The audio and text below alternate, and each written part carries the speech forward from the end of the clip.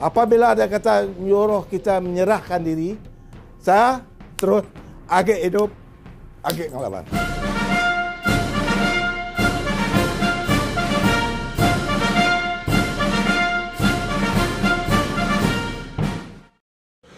Satu nama yang mungkin kita tidak kenali kerana agak kurang diwar-warkan sejarah beliau buat kita semua. Namun, di sebalik nama yang tidak didendangkan ini, terselit cerita yang mampu membuat kita bangga di atas keberaniannya melawan musuh durjana satu waktu dahulu. Bujang berani, begitulah satu ayat yang sering kita laungkan sebagai anak Malaysia bagi memperingatkan kepahlawanan mereka di medan pertempuran demi untuk satu perjuangan, memastikan kita hidup aman damai sekarang. Teriknya sang surya pada hari itu luar biasa panasnya.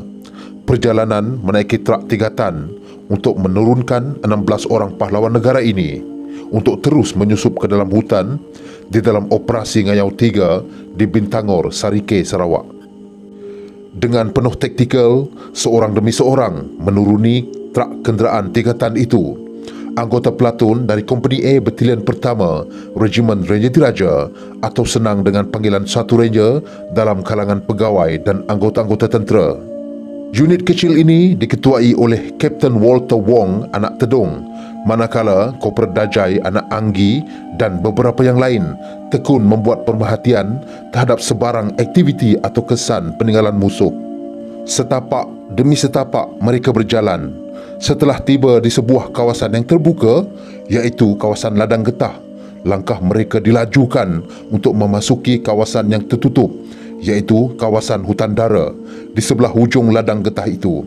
Itu adalah menjadi sempadan untuk memasuki kawasan pencarian mereka. Beberapa hari yang lepas, pasukan 1 Ranger telah diamanahkan untuk menjejaki sekumpulan komunis yang dilaporkan oleh perisik tentera di kawasan tersebut. Korporal Dajai, dah berapa hari dah kita berjalan ni, tapi jejak musuh kita belum jumpa lagi, kata Sarjan Joseph kepada Dajai. Itulah Sarjan, bekalan makanan kita pun tinggal sikit je. Kita kena mohon ulang bekal dengan segera ni, ujar Korporal Dajai. Sarjan Joseph memberi syarat tanda setuju dengan cadangan itu. Setelah berhari-hari mereka meronda di dalam hutan tebal Bintangor itu, ternyata belum membuahkan hasil. Malah makanan mereka semakin susut. Namun perjalanan ronda mesti dilakukan agar kawasan itu benar-benar bersih daripada ancaman komunis. Terkadang mereka harus menyeberangi anak-anak sungai, maka basah lencunlah pakaian dan kasut mereka. Jika terpaksa mendaki bukit, lencun juga pakaian, dek keringat yang mengalir tanpa henti. Kepenatan kian terasa. Sarjan Joseph menyapa Mat dan Arsyad. Mat, Arsyad, sekarang dah hampir gelap. Kita akan berhenti di hadapan sedikit. Lepas tu nanti, Seksyen Korporal Dajai akan bantu siapkan makanan untuk korang berbuka puasa. Arsyad mengangguk tanda setuju. Memandangkan sekarang ialah bulan Oktober tahun 1971 bersamaan dengan bulan Ramadan, maka mereka tidak boleh bergerak seperti lazimnya dan mereka haruslah berhenti untuk mempersiapkan juadah ringkas untuk berbuka bersama. Walau hanya beberapa orang sahaja di dalam pelatun itu yang beragama Islam, namun mereka tetap menunggu sehingga tepat waktu untuk makan dan anggota yang beragama Islam akan berbuka puasa secara serentak. Perkara tersebut sememangnya sudah menjadi kelaziman di dalam pasukan ini. Keakraban mereka sangat rapat walaupun berbeza agama. Sekiranya anggota yang beragama Islam sedang solat, maka anggota-anggota yang lain akan berkawal dan begitulah sebaliknya. Pada malam itu, setelah berbuka puasa, Korporal Dajai yang selaku ketua seksyen di dalam pelatun itu telah mempersiapkan pangkalan sementara mereka dengan rapi. Dajai mengarahkan Ranger Unggik untuk membantunya membuat persiapan perimeter dengan teliti, serta pengawal ditempatkan berganti-ganti sehingga menjelang sahur. Maka pengawal terakhir adalah bertanggungjawab untuk mengejutkan anggota yang beragama Islam untuk bersahur. Setelah seharian meronda, sudah tentunya mereka sangat letih. Setelah diluruskan kaki, pasti terlena. Hanya kelibat pengawal sahaja yang mundar-mandir di dalam pangkalan sementara itu. Menjelang subuh, anggota-anggota yang beragama Islam di dalam platoon itu sedang bersiap-siap untuk bersahur dengan ala kadar sahaja. Manakala anggota-anggota yang lain masih ada yang dibuai mimpi. Dengan tiba-tiba, sebuah letupan yang besar bergempita di pangkalan sementara mereka. Keadaan menjadi panik seketika tatkala letupan itu diselang-selikan dengan tembakan rambang oleh rifle komunis. Dengan serta-merta, beberapa anggota berteriak, "Bandit!" Maka dengan segera mereka mencapai senjata masing-masing, yang mana sentiasa diletakkan di tubuh walaupun sedang tidur. Dengan sesegera yang mungkin, platoon itu membalas tembakan dengan berpandukan arah bunyi tembakan musuh. Kedengaran dari jumlah tembakan musuh, kekuatan mereka diperkirakan melebihi 3 kali ganda jumlah platoon tersebut. Namun, biar putih tulang, jangan putih mata, unit kecil ini kali ini berhadapan dengan musuh yang jumlahnya sangat besar. Menyerah kalah bukanlah prinsip atau pegangan mereka. Biar kita mati bermaruah. Itulah kata-kata semangat yang selalu diluahkan oleh ketua mereka sebelum mereka masuk operasi. Bunyi dentuman letupan dan das-das tembakan machine gun serta rifle komunis seakan-akan tidak mungkin berhenti. Malah semakin bertambah-tambah lagi bunyinya. Dengan segera, anggota semboyan menghidupkan radio dan melaporkan ke markas berkenaan dengan kejadian serangdap itu. Namun malangnya, ketika sedang melaporkan kejadian itu, radionya terkena tembakan dan rosak. Kini, mereka betul-betul bersendirian. Di dalam keadaan begini, Sarjan Joseph perlu memikirkan strategi yang paling sesuai untuk berhadapan dengan situasi ini. Sebagai seorang ketua, dia tidak boleh mati kutu. Malah, dia diajar agar mampu berfikir di dalam keadaan yang kritikal seperti ini.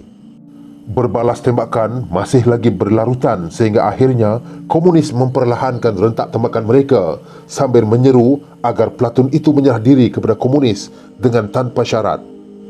Seruan itu dibalas oleh Dajai dengan teriakan "Agi hidup" yang sangat keras. Lantas jawapan Agi Ngelaban dibalas dengan serentak oleh yang lain. Berderau darah-darah pahlawan negara dengan teriakan keramat itu disahut dengan das-das tembakan sebagai tanda mereka lebih rela mati daripada menyerah kalah. Pihak komunis bertambah lantang menyeru agar platoon ini menyerah kalah sekali lagi dengan semakin yakin setelah mengetahui platoon ini telah terputus hubungan akibat radio yang rosak. Namun, di dalam masa yang sama, Sarjan Joseph telah pun merangka satu strategi yang sangat gila dan berani. Jika difikirkan, ini ialah misi membunuh diri, tetapi mereka tidak mempunyai pilihan selain terus bertindak walaupun nyawa adalah taruhannya. Episod serangan balas yang lebih gila bakal dilancarkan di dalam kepekatan malam. Unit kecil itu mengikut arahan berdasarkan strategi Sarjan Joseph dan Dajai. Mereka merangkak-rangkak mencari posisi yang telah ditetapkan dengan senyap dan sunyi. Siaga segalanya dengan satu jeritan dari Dajai, iaitu laungan keramat "Agi hidup, Agi Ngelaban" kembali bergema. Kesemua anggota platoon membalas dengan lebih jitu ke atas gerila komunis di hadapan mereka. Bom tangan dilontarkan, diselang-selikan dengan tembakan daripada rifle mereka. Komunis yang berlagak sebelumnya sudah mula menggeletar kepala lutut sehingga ada di antara mereka mula cabut lari. Alang-alang mandi biar basah, maka begitu jugalah bagi unit kecil ini. Sarjan Joseph dan Koper Dajai serta Raja Unggik seia sekata bersetuju untuk mengejar komunis yang lari tidak cukup tanah dari lokasi mereka bertempur sehingga ke lubang cacing. Bayangkan hanya 3 anggota sahaja yang mengejar satu kumpulan komunis, kemudiannya berpecah pula kepada 3 kumpulan. Sememangnya sesuatu yang amat gila untuk dilakukan. Ketiga-tiga mereka sewaktu tempoh pengejaran telah berjaya membunuh dan mencederakan beberapa orang komunis yang lain. Biar hanya 1 lawan 5 atau 6 dengan komunis pada masa itu. Dari kejauhan, sang surya muncul lagi. Pada jam 7 pagi, tanggal 27 Oktober tahun 1971, barulah bantuan yang lebih besar tiba di lokasi pertempuran. Saki-baki komunis tetap dicari di dalam apa jua keadaan sekalipun. serangdap komunis pada hari itu menyaksikan 5 anggota komunis berjaya dibunuh dan beberapa orang yang lain cedera ditangkap. Manakala di pihak unit kecil Kompeni A 1 Ranger, seorang anak bangsa bernama Ranger Nyabung Anak Bansa terkorban sebagai bunga bangsa kerana terkena tembakan peluru musuh di bahagian kepala. 3 orang anggota dari unit kecil ini yang tercedera ialah Ranger Unggik iaitu di bahagian pinggang, Lance Corporal Malang di bahagian kaki, manakala Ranger Arsyad di bahagian muka. Dikatakan kerana impak bahan letupan yang menyaksikan semua unit platoon itu termasuk Korporal Dajai mempunyai masalah pendengaran hampir 2 minggu lamanya. Di atas keberanian yang tidak terhingga serta khidmat bakti cemerlang sewaktu Ops Ngayau 3 ini, Korporal Dajai Anak Anggi bersama-sama Sarjan Joseph Mileng Anak Kilong dan Ranger Unggik Anak Anti telah dianugerahkan pingat Panglima Gagah Berani oleh Yang di-Pertuan Agong Sultan Abdul Halim Al-Haj pada tanggal 29 Disember tahun 1971. Setelah berkhidmat selama 21 tahun menjadi barisan hadapan pertahanan negara, akhirnya Korporal Dajai bersara dengan pangkat terakhirnya sebagai seorang sarjan. Beliau meneruskan perjalanan penghidupannya sebagai pesara tentera dan hidup bahagia bersama isteri dan anak-anaknya. Begitulah alkisahnya beberapa orang anak bangsa yang tidak begitu dikenali tetapi dianugerahkan pingat Panglima Gagah Berani oleh Kerajaan Malaysia, antara pingat yang teratas di dalam senarai darjah kebesaran negara, dan bukan orang yang sembarangan boleh mendapatnya, hanya yang terpilih sahaja.